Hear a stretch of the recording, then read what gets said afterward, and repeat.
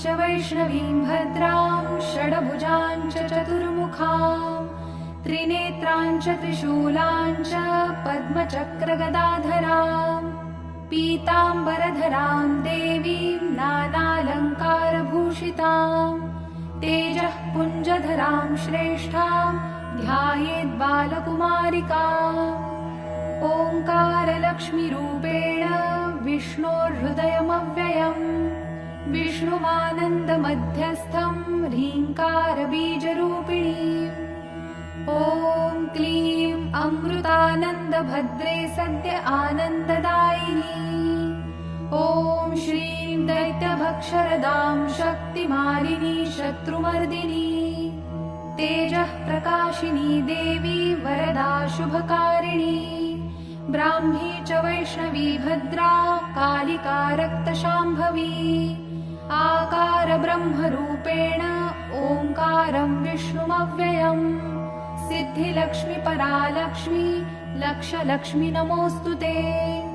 सूर्यकोटिप्रतीकाशं चन्द्रकोटिसमप्रभम् तन्मध्ये निकरे सूक्ष्मं ब्रह्मरूपव्यवस्थितम् ओङ्कार परमानन्दं क्रियते सुखसम्पदा सर्वमङ्गलमाङ्गल्ये शिवे सर्वार्थसाधिके प्रथमे त्र्यम्बका गौरी द्वितीये वैष्णवी तथा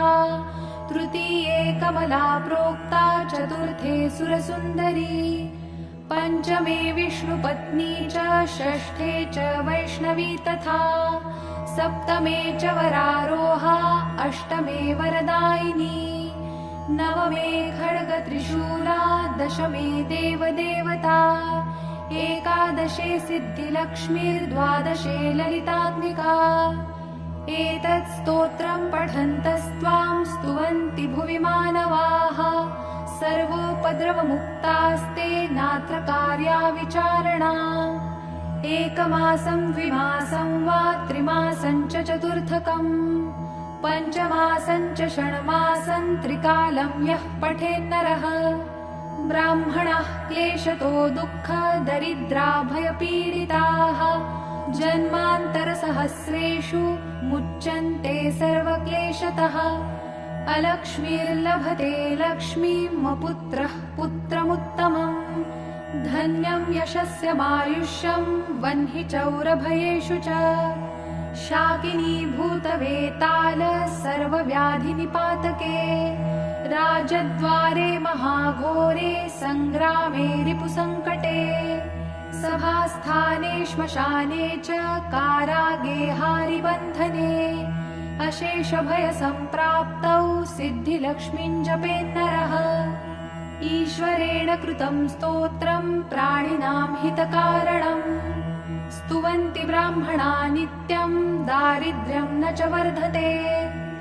या श्रीः पद्मवने कदम्बशिखरे राजगृहे कुञ्जरे श्वेते चाश्वयुते वृषे च युगले यज्ञे च यूपस्थिते शङ्खे देवकुले नरेन्द्रभवनी गङ्गातटे गोकुले सा श्रीस्तिष्ठतु सर्वदा मम गृहे भूयात् सदा निश्चला इति श्रीब्रह्माण्डपुराणे ईश्वरविष्णुसंवादे